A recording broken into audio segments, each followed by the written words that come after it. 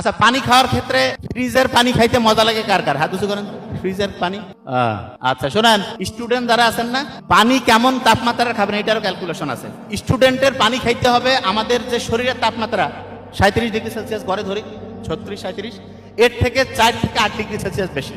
তার মানে আপনি যে পানিটা খাবেন এইটা 40 থেকে 45 ডিগ্রি 50 ডিগ্রি সেলসিয়াস হলেও সমস্যা নেই। এই সব সময় কুসুম কুসুম গরম পানি।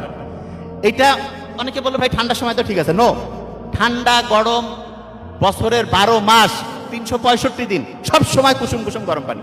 যে ভাই এটার লাভটা কি শোনেন, সারা পৃথিবীতে সবচেয়ে বেশি বাসে এরকম একটা দেশ না জাপান? জাপানের লোক কিন্তু সবসময় কুসুম কুসুম গরম পানি খায়। আমরা কিন্তু এটা বুঝি না, কুসুম কুসুম গরম পানি। আপনি যদি ঠান্ডা পানি খান ওই পানিটাকে শরীর গরম করতে গিয়ে বহু খরচপাতি হয়ে যায় এবং শরীরের জন্য এটা খুব চাপ।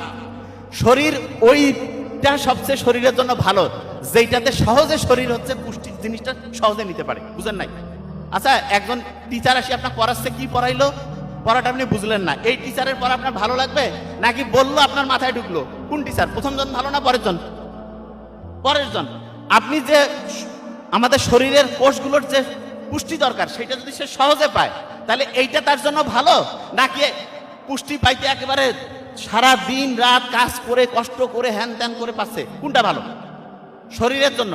অল্পে যদি সে পুষ্টিকর উপাদানটা পেয়ে যায় তাহলে শরীর সবচেয়ে খুশি হয়। শরীরকে অল্প মানে খুব সহজভাবে পুষ্টিকর উপাদান দেওয়ার একটা ভালো বুদ্ধি হচ্ছে কুসুম কুসুম গরম পানি। হ্যাঁ, এখানে আবার বলি কুসুম কুসুম গরম পানি আবার ওই ভাত খাওয়ার সময় এক হাতে ভাত এক হাতে হচ্ছে গরম পানি না, খাওয়ার আধা ঘন্টা থেকে 45 মিনিট আগে অথবা খাওয়ার পরে আধা ঘন্টা থেকে 45 মিনিট। আরো ভালো যেটা বলে সেটা হচ্ছে খাওয়ার 1 ঘন্টা আগেও খাইতে পারেন আপনি, সমস্যা নেই। আর যখন পানিটা খাবেন না ওইখানে একটু হচ্ছে অ্যাসিড মিশাই দিবেন।